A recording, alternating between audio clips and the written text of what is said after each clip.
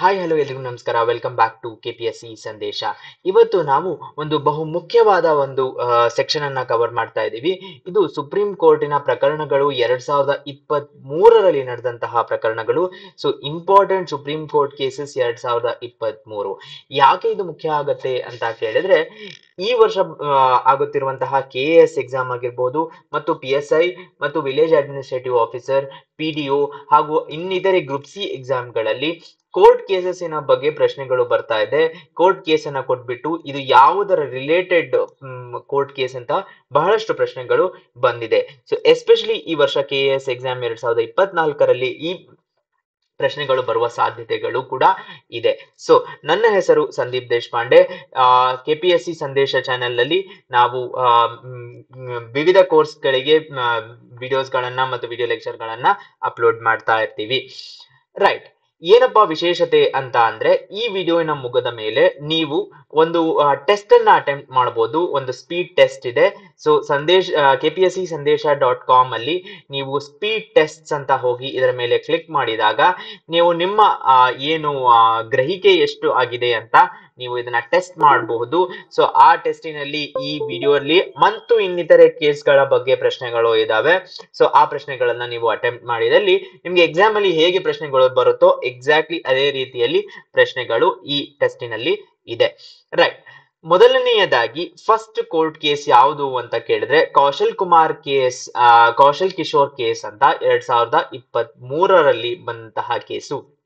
ಏನಪ್ಪಾ ಪ್ರಾಮುಖ್ಯತೆ ಇದರದ್ದು ಅಂದ್ರೆ, ಕಾನ್ಸ್ಟಿಟ್ಯೂಷನಲ್ ಬೆಂಚಿನ ಫೈಂಡಿಂಗ್ಸ್ ಏನು, ಸಂವಿಧಾನ ಪೀಠದ ಸಂಶೋಧನೆಗಳು ಏನು ಅಂದ್ರೆ, ಒಬ್ಬ ಪರ್ಸನ್ನು, ದಟ್ ಈಸ್ ಉತ್ತರ ಪ್ರದೇಶಲ್ಲಿ ಒಬ್ಬ ಪರ್ಸನ್ನು, ಅವ ವಿಧಾನಸಭೆಯಲ್ಲಿ ಮಾತನಾಡಿದರ ಬಗ್ಗೆ ಒಬ್ಬ ಹೊರಗಡೆ ಪರ್ಸನ್ನಿನ, ಅಂದ್ರೆ ಯಾರು ವಿಧಾನಸಭೆಯಲ್ಲಿ ಇಲ್ಲದೇ ಇರುವ ಪರ್ಸನ್ನಿನ ಒಂದು fundamental right of life, that is article 21 ಏನಿದೆ ಅದರ ಉಲ್ಲಂಘನೆ ಆಗಿದೆ ಅಂತ ಕೇಸು.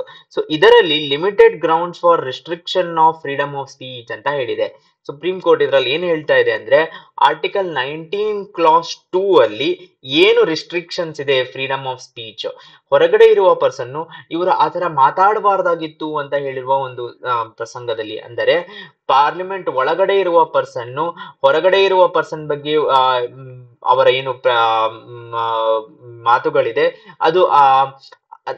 ಅದು ರಿಕ್ವೈರ್ಡ್ ಇರ್ಲಿಲ್ಲ ಅಂತ ಹೇಳಿದಾಗ, ಈ ಪರ್ಸನ್ ಮಾತಾಡಬಾರ್ದ ಅನ್ನೋದು ಆರ್ಟಿಕಲ್ 19 ಕ್ಲಾಸ್ 2 ರೀಸನಬಲ್ ರಿಸ್ಟ್ರಿಕ್ಷನ್ಸ್ ಅಂತ ಹೇಳ್ತಾರೆ. ಈ ರಿಸ್ಟ್ರಿಕ್ಷನ್ಸ್ ಅನ್ನ ಬಿಟ್ಟು ಇನ್ಯಾವುದೇ ಹೊಸ ರಿಸ್ಟ್ರಿಕ್ಷನ್ಸ್ ಅನ್ನ ಹಾಕಲಾಗುವುದಿಲ್ಲ. That is new restrictions apart from 19 clause 2 ಬರೋದಿಲ್ಲ ಅಂತ.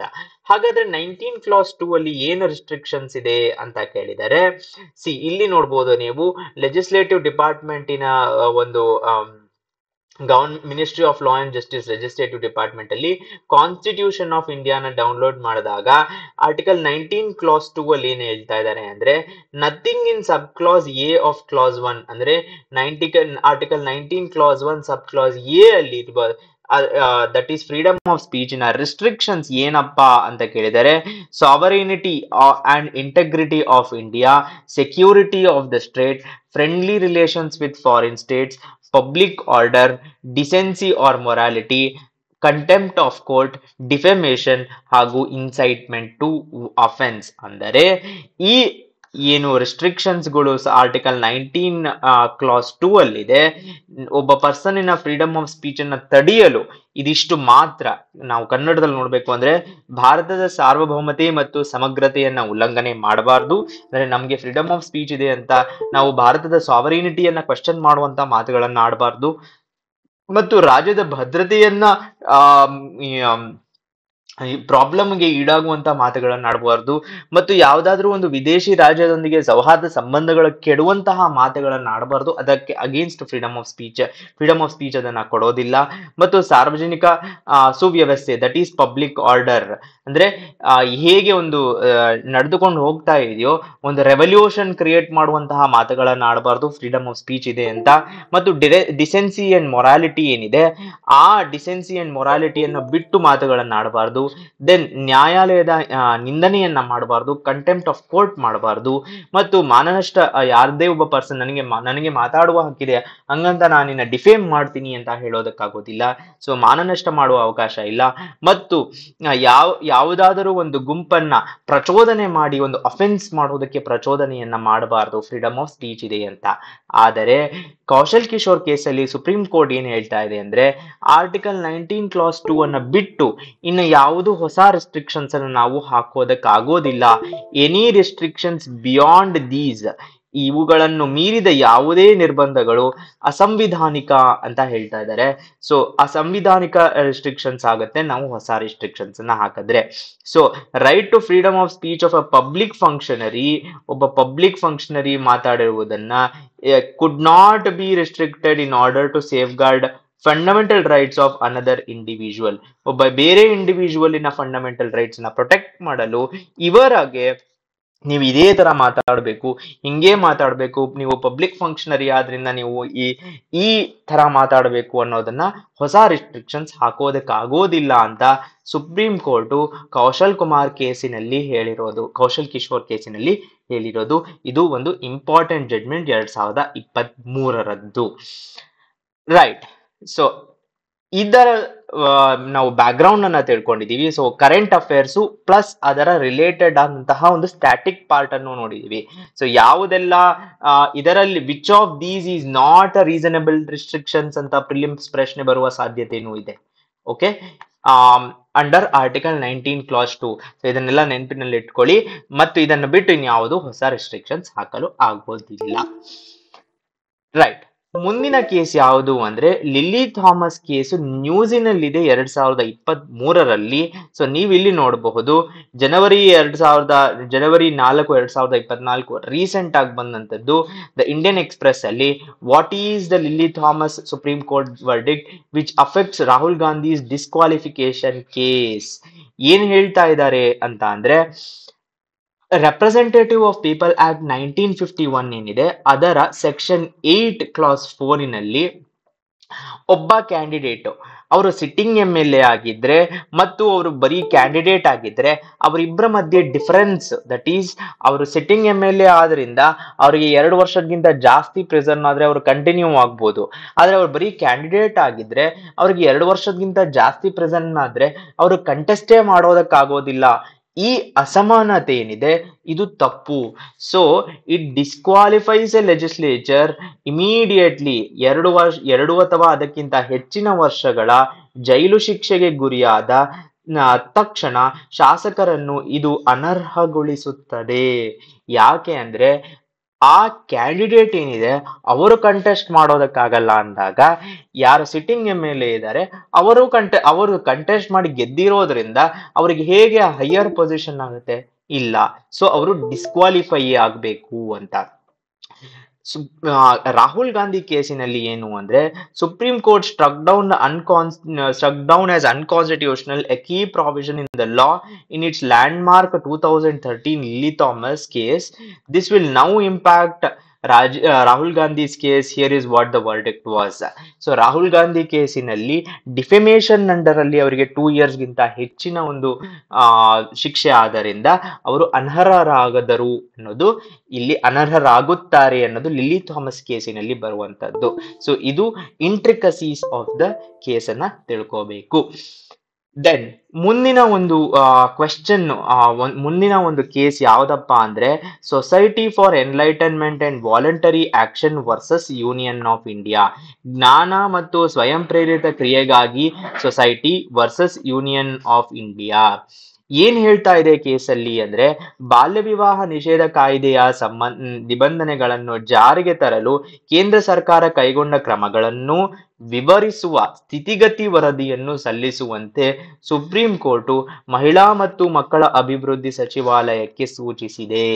ಸೊ ಚೈಲ್ಡ್ ಮ್ಯಾರೇಜ್ ರಿಲೇಟೆಡ್ ಯಾಕೆ ಇದು ಕೇಸ್ ಬಂದಿದೆ ಅಂದ್ರೆ, ಭಾರತದಲ್ಲಿ ಕೆಲವಷ್ಟು ಚಿಲ್ಡ್ರನ್ ರಿಲೇಟೆಡ್ ಆಕ್ಟ್ಸ್ ಏನಿದೆ ಅದರ ಇಂಪ್ಲಿಮೆಂಟೇಷನಿನ ವರದಿಗಳು ಆಗಾಗ ಸುಪ್ರೀಂ ಕೋರ್ಟ್ ಕೇಳ್ತಾ ಇರುತ್ತೆ. ಯಾವುದು ಅಂದ್ರೆ ಚೈಲ್ಡ್ ಲೇಬರ್ ಆಗಿರ್ಬೋದು, ಪಾಕ್ಸೋ ಆಗಿರ್ಬೋದು ಮತ್ತು ಚೈಲ್ಡ್ ಮ್ಯಾರೇಜ್. ಇನ್ನಿತರೆ ಕೆಲವಷ್ಟು ಇದಾವೆ.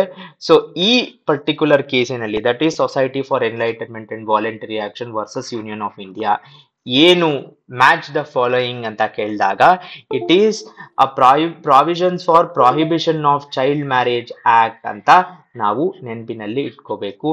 ಏನು ಮಾಡಿದ್ದೀರಾ ನೀವು ಮಾಡಿರೋದ್ರಿಂದ ಎಫೆಕ್ಟ್ ಏನಾಗಿದೆ, ಎಷ್ಟು ಕೇಸಸ್ ಅನ್ನ ನೀವು ಸ್ಟಾಪ್ ಮಾಡೋದಕ್ಕಾಗಿದೆ, ಎಷ್ಟು ಕೇಸಸ್ ನಿಮ್ ಕಡೆಯಿಂದ ಸ್ಟಾಪ್ ಮಾಡೋದಕ್ಕಾಗಿಲ್ಲ, ಬಿಕಾಸ್ ಅದು ಎಲ್ಲೋ ಒಂದ್ ಕಡೆ ರಿಪೋರ್ಟ್ ಆಗಿರುತ್ತೆ ಅನ್ನೋದು ಕೋರ್ಟಿನ ಒಂದು ರಿಪೋರ್ಟ್ ಕೇಳಿದೆ. ಯಾರಿಂದ ಅಂದ್ರೆ ministry of women and child development ಇಂದ. ರೈಟ್. ಮುಂದಿನ ಕೇಸ್ ಯಾವುದು ಅಂತ ಕೇಳಿದರೆ Govardhan Tirumalpad versus union of India ಅಂತ case. So recently Govardhan Tirumalpad ಕೇಸಿನಲ್ಲಿ ಏನಾಗಿದೆ ಅಂತ ಕೇಳಿದರೆ, ರಾಷ್ಟ್ರೀಯ ಉದ್ಯಾನವನಗಳ ಗಡಿಯಿಂದ 1 ಕಿಲೋಮೀಟರ್ ಒಳಗೆ ಯಾವುದೇ ಗಣಿಗಾರಿಕೆ ಚಟುವಟಿಕೆಗಳು ಇರುವಂತಿಲ್ಲ. ಸೊ ನೆನಪಿನಲ್ಲಿಟ್ಕೊಳ್ಳಿ, ಯಾವುದಾದರೂ ಒಂದು ನ್ಯಾಷನಲ್ ಪಾರ್ಕ್ ಇದ್ದರೆ ಅದರಿಂದ 1 ಕಿಲೋಮೀಟರ್ is the radius. ಅದರ ಒಳಗಡೆ ಯಾವುದೂ ಒಂದು ಮೈನಿಂಗ್ ಆಕ್ಟಿವಿಟೀಸ್ ಮಾಡೋದಕ್ಕಾಗೋದಿಲ್ಲ ಅಂತ ಕೇಸು. ಸೊ ನಾವು ಗೋವರ್ಧನ್ ತಿರುಮಲ್ಪಾದ್ ಅಂತ ಬಂದ ತಕ್ಷಣ match the following, for example society for enlightenment ಅಂತ ಬಂದ ತಕ್ಷಣ ಚೈಲ್ಡ್ ಮ್ಯಾರೇಜ್ ಅಂತ ಮಾಡ್ಕೋಬೇಕು. ಗೋವರ್ಧನ್ ತಿರುಮಲ್ಪಾದ್ ಅಂದ ತಕ್ಷಣ ನ್ಯಾಷನಲ್ ಪಾರ್ಕ್ 1 ಕಿಲೋಮೀಟರ್ ಅಂತ ಮ್ಯಾಚ್ ದ ಫಾಲೋಯಿಂಗ್ ಅಂತ ಇದ್ದಲ್ಲಿ ನಾವು ಅದನ್ನ ಮ್ಯಾಚ್ ಮಾಡಬೇಕು. Details of the case important ಆಗುತ್ತೆ ಕೆಲವಷ್ಟರಲ್ಲಿ. ಫಾರ್ ಎಕ್ಸಾಂಪಲ್ ಆರ್ಟಿಕಲ್ 19 ಕ್ಲಾಸ್ 2 ಅಲ್ಲಿ ಹೇಳ್ದಂಗೆ ಇನ್ನಷ್ಟು ವಿಷಯಗಳನ್ನ ತಿಳ್ಕೊಳ್ಳೋಣ. For example eco sensitive zone area ಏನು ಅಂದ್ರೆ ಒಂದು ಬಫರ್ ಝೋನ್ ಅನ್ನ ಕ್ರಿಯೇಟ್ ಮಾಡುತ್ತೆ. ಫಾರ್ ಎಕ್ಸಾಂಪಲ್ ಇದು ನಮ್ಮ ನ್ಯಾಷನಲ್ ಪಾರ್ಕ್ ಆದಲ್ಲಿ ಅದರ ಸುತ್ತಮುತ್ತ ಒಂದು 10 ಕಿಲೋಮೀಟರ್ ನಷ್ಟು, can be up to 10 kilometres. Okay, so ಅದರ ಮಿನಿಮಮ್ ಆಫ್ 100 ಮೀಟರ್ಸ್ ಒಂದು ಎಕೋ ಸೆನ್ಸಿಟಿವ್ ಝೋನ್ ಅನ್ನ ಕ್ರಿಯೇಟ್ ಮಾಡುತ್ತೆ. ಅದರಲ್ಲಿ ಪ್ಲೇಸಸ್ ಎಕೋ ಸೆನ್ಸಿಟಿವ್ ಝೋನ್ ಅಲ್ಲಿ ಏನಾಗುತ್ತೆ ಅಂದ್ರೆ ರಿಸ್ಟ್ರಿಕ್ಷನ್ಸ್ ಯಾವುದರ ಮೇಲೆ, ಕನ್ಸ್ಟ್ರಕ್ಷನ್ ಮತ್ತು ಇಂಡಸ್ಟ್ರೀಸ್ ಮೇಲೆ. It restricts pollution, extraction of surface water. ಕರ್ನಾಟಕದಲ್ಲಿ ನೋಟಿಫಿಕೇಶನ್ ಎಲ್ಲಿ ಆಗಿದೆ ಎಕೋ ಸೆನ್ಸಿಟಿವ್ ಝೋನ್ಗೆ ಅನ್ನುವ ಪ್ರಶ್ನೆಯೂ ಬರುವ ಸಾಧ್ಯತೆ ಇದೆ. ಬಂಡೀಪುರ್ ನ್ಯಾಷನಲ್ ಪಾರ್ಕ್ 2013ರಲ್ಲಿ ಸುಮಾರು ಏರಿಯಾ ಕೊಟ್ಟಿದ್ದಾರೆ 479 ಕಿಲೋಮೀಟರ್ಸ್ ಅಷ್ಟು ಅದರ ಸುತ್ತಲಿನ ಎಕೋ ಸೆನ್ಸಿಟಿವ್ ಝೋನ್ ಅಂತ ಆಗಿದೆ. Eco sensitive zone areas that have received ministry of environment approval for final notification 25 national parks and sanctuaries across India. Total ಇಷ್ಟಾಗಿದೆ. It includes Bannerghatta national park, Gudekote sloth bear sanctuary, Ramadevara Betta, Kaveri wildlife sanctuary, Nugu wildlife sanctuary, Kudremukh national park among others. Areas pending ಎಷ್ಟು ಅಂತ ಕೇಳಿದರೆ 4 pending ಇದೆ. ಯಾವುದು ಅಂದ್ರೆ Anshi Dandeli national park and Bhimgad among others. So ಇದಷ್ಟು static portion related to the current affairs of Govardhan Tirumapad versus Union of India. So ನಾವು ಇದೇ ತರದ KAS ಪ್ರಿಲಿಮ್ಸ್ಗೆ crash course ಅನ್ನ ಸ್ಟಾರ್ಟ್ ಮಾಡಿದೀವಿ. ಸೊ ಇದರಲ್ಲಿ ಏನಿರುತ್ತೆ ಅಂದ್ರೆ ಕರೆಂಟ್ ಅಫೇರ್ಸ್ ಮತ್ತು ಅದರ ರಿಲೇಟೆಡ್ ಅಂತ ಸ್ಟ್ಯಾಟಿಕ್ ಸಿಲೆಬಸ್ ಅನ್ನ ಕವರ್ ಮಾಡ್ತಾ ಇದೀವಿ. ಈ ಮಾಡ್ಯೂಲ್ಸ್ ಗಳಲ್ಲಿ ಸಿಲೆಬಸ್ ಅನ್ನ ಕವರ್ ಮಾಡಬೇಕು ಅಂತ polity module, economy module, environment module, science and technology module, central and state government schemes ಒಂದು ಮಾಡ್ಯೂಲ್ ಮಾಡಬೇಕು ಅಂತ, ಸೊಸೈಟಿ ಮತ್ತು ಕಲ್ಚರಿನ ಮಾಡ್ಯೂಲ್, ಯಾವುದೆಲ್ಲ ಡೇಸ್, ಯಾರೆಲ್ಲ ಬರ್ತ್ಡೇಸ್ ನ್ಯೂಸಿನಲ್ಲಿ ಇತ್ತು ಅದರೆಲ್ಲ, ಫಾರ್ ಎಕ್ಸಾಂಪಲ್ ಬಿರ್ಸಾ ಮುಂಡಾ ಅವರ ರಿಲೇಟೆಡ್ ಆದಂತಹ ನ್ಯೂಸ್, ಯಾಕಂದ್ರೆ PM ಜನಜಾತಿಯ ದಿವಸ್ ಅಂತ ಈ ಸತೆ ಮಾಡಿರೋದು, ಮತ್ತು ಇಂಟರ್ನ್ಯಾಷನಲ್ ರಿಲೇಟೆಡ್ ನ್ಯೂಸು ಮತ್ತು ಅದರ ರಿಲೇಟೆಡ್ ಸ್ಟ್ಯಾಟಿಕ್ ಸಿಲೆಬಸ್ ಅನ್ನ ಕವರ್ ಮಾಡಬೇಕು ಅಂತ. ಪ್ಲಸ್ ಈ ಕ್ರಾಶ್ ಕೋರ್ಸಿನಲ್ಲಿ ಮೆಂಟಲ್ ಎಬಿಲಿಟೀಸ್ನ ಎಲ್ಲ ಕ್ವೆಶನ್ ಟೈಪ್ಸ್ ಅನ್ನ ಬೇರೆ ಬೇರೆ ಕ್ಲಾಸಸ್ ಅಲ್ಲಿ ಕವರ್ ಮಾಡಬೇಕು ಅಂತ. ಈ ಕ್ರಾಶ್ ಕೋರ್ಸಿನಲ್ಲಿ ನಾವು lectures on central and Karnataka budget and economic survey ಮತ್ತು 10 ಫುಲ್ ಲೆಂತ್ ಪ್ರಿಲಿಮ್ಸ್ ಟೆಸ್ಟ್ಸ್ ಇರುತ್ತೆ.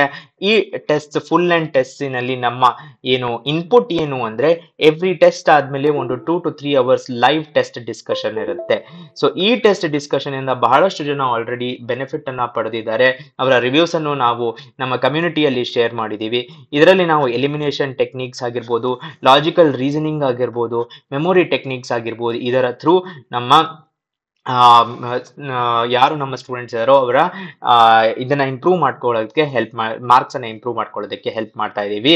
ಸೊ ಈ ಕ್ರಾಶ್ ಕೋರ್ಸು ಏಪ್ರಿಲ್ 25ರಿಂದ ಸ್ಟಾರ್ಟ್ ಆಗ್ತಾ ಇದೆ.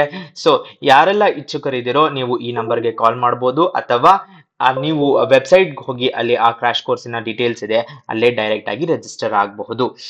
ರೈಟ್. ಇದರೊಂದಿಗೆ KAS ಮತ್ತು PSI VAO that is village administrative officer ಮತ್ತು PDO ಎಕ್ಸಾಮ್ಸ್ಗೆ ಬೇಕಾಗುವಂತಹ ಸುಪ್ರೀಂ ಕೋರ್ಟ್ ಪ್ರಕರಣಗಳು 2023 ಭಾಗ 1 ಕಂಪ್ಲೀಟ್ ಮಾಡಿದೀವಿ. ಮುಂದಿನ ಲೆಕ್ಚರ್ ಅಲ್ಲಿ ಇನ್ನಷ್ಟು ಕೇಸ್ಗಳ ವಿವರಣೆಗಳನ್ನು ತಗೊಳ್ಳೋಣ. ನನ್ನ ಹೆಸರು ಸಂದೀಪ್ ದೇಶಪಾಂಡೆ. ಮುಂದಿನ ಲೆಕ್ಚರ್ ಅಲ್ಲಿ ಮತ್ತೆ ಸಿಗೋಣ. ಸಪೋರ್ಟ್ ಹೀಗೆ ಇರಲಿ. ಧನ್ಯವಾದಗಳು.